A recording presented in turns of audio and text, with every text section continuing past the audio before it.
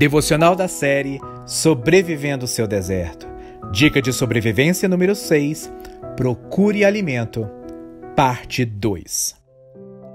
Em Hebreus capítulo 3, versos 7 a 11, o autor de Hebreus advertiu amigos cristãos que estavam passando pelo deserto espiritual da seguinte maneira: portanto, como diz o Espírito Santo, se ouvirdes hoje a sua voz, não endureçais os vossos corações como na provocação no dia da tentação no deserto, onde vossos pais me tentaram, me provaram e viram por 40 anos as minhas obras. Por isso me indignei contra esta geração e disse: estes sempre erram em seu coração, não conheceram os meus caminhos, assim jurei na minha ira que não entrarão no meu repouso. Então ele prosseguiu explicando em Hebreus capítulo 3, versos 18 a 19. E a quem jurou que não entrariam no seu repouso, senão os que foram desobedientes? E vemos que não puderam entrar por causa da sua incredulidade. Dessa maneira, ele usa termos fortes para alertar a sua igreja contra a desobediência em um deserto espiritual. Assim como Deus disciplinou Israel, do mesmo modo ele iria discipliná-los se eles continuassem a desobedecer. Estar passando por uma fase difícil não era desculpa para desobedecer a palavra de Deus. Vamos analisar a situação um pouco mais de perto. O autor de Hebreus associa obediência à fé, como sendo os dois lados de uma mesma moeda. As duas palavras foram intercambiadas no versículo citado acima. Na primeira sentença, Deus baniu Israel da terra prometida por causa da desobediência, e na segunda, por causa da incredulidade. Sua falta de fé os levou à desobediência, e sua desobediência indicava sua falta de fé. Mais adiante, o autor deixou bem claro exatamente em que palavra Israel não creu e desobedeceu. Em Hebreus capítulo 4, verso 2 vemos: porque também a nós foram anunciadas as boas novas, como se deu com eles, mas a palavra que ouviram não lhes aproveitou, visto não ter sido acompanhada pela fé naqueles que a ouviram. Então, Israel não acreditou na palavra que ouviram. Especificamente, a palavra que Israel rejeitou foi a promessa de Deus de que eles iriam entrar na terra que Deus havia destinado a eles. Deus lhes prometeu uma terra que emanava leite e mel, uma terra boa e espaçosa, onde eles iriam desfrutar de segurança e ter descanso dos seus inimigos. Resumindo, ele mesmo iria libertá-los da escravidão e escoltá-los pessoalmente para a casa de seus sonhos. Esta foi a sua promessa, sua palavra para eles. Depois de séculos de escravidão no Egito, que alegria eles devem ter sentido quando ouviram essa promessa. Que prazer eles devem ter sentido com a palavra que era a realização de um sonho. Um país que teria seu próprio território, identidade e liberdade. No entanto, aqui eles ainda estavam em um deserto sem leite, sem mel, sem segurança, sem herança, nenhuma promessa cumprida. Meses antes, quando o Mar Vermelho se abrira diante de seus olhos, as promessas de Deus devem ter soado bastante reais para eles. Eles devem ter quase provado o fruto de sua terra e cheirado o perfume dos lírios. Todavia, em vez disso, poeira, perigo, rochas, sede, serpentes e medos, o verdadeiro deserto. Deus disse: terra prometida. Mas em seguida, ele os levou para o deserto.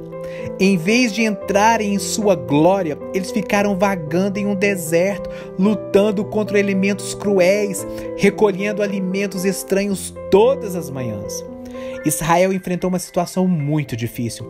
A palavra de Deus que prometia um futuro glorioso agora parecia absurda, naquele deserto árido de sonhos despedaçados.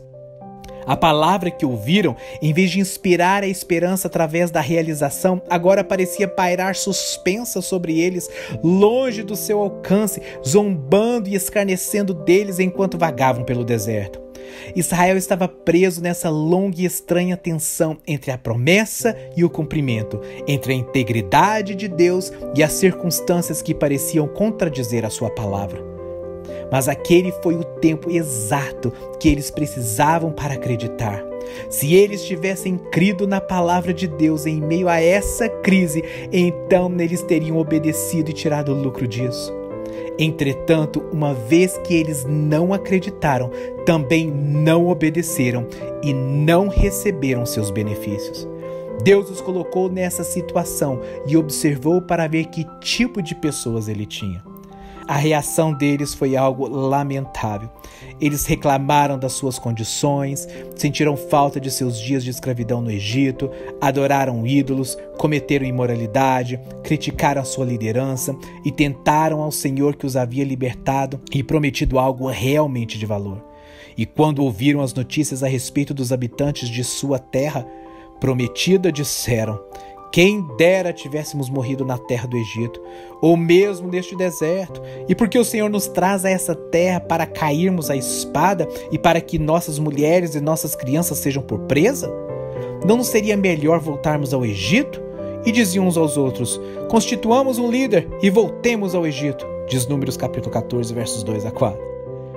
Não é de se admirar que Deus tenha ficado zangado com eles. Eles questionaram sua fidelidade com base naquilo que seus sentidos naturais percebiam e não no que Deus havia lhes dito. Em outras palavras, Israel queria viver só de pão e não de toda a palavra que havia saído da boca de Deus. Sua falta de fé se transformou em rebelião. Eles desprezaram as promessas de Deus e desobedeceram às suas ordenanças. E como resultado, eles não se beneficiaram da palavra que ouviram originalmente. Eles morreram no deserto sem ver a terra prometida.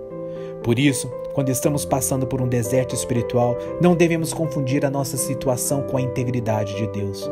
Viver unicamente pela sua palavra significa continuar a acreditar em suas promessas, mesmo que, por algum momento, pareçam contraditórias.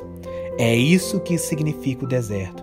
Quando Deus nos diz terra prometida, Ele geralmente nos levará primeiro através do seu oposto, o deserto. Esses são os caminhos de Deus que Israel não conhecia. Entretanto, são os caminhos de Deus que devemos conhecer. Na semana que vem, veremos a última parte 3, da dica de sobrevivência número 6, Procure Alimento. Até lá e que Deus te abençoe. Se você foi ministrado e abençoado com esta palavra, compartilhe com um amigo ou parente. Eu sou Emerson Rocha, da Cefam Brasil, Ministério do Evangelista Daniel Colenda, do fundador Reinhard Bonnke.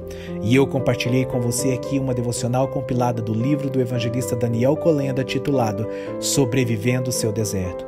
Para receber periodicamente nossas devocionais em áudio e vídeos do Ministério, inscreva-se em nosso canal do YouTube e ative as notificações. O nome do canal é Cefam Brasil, Cristo para todas as nações.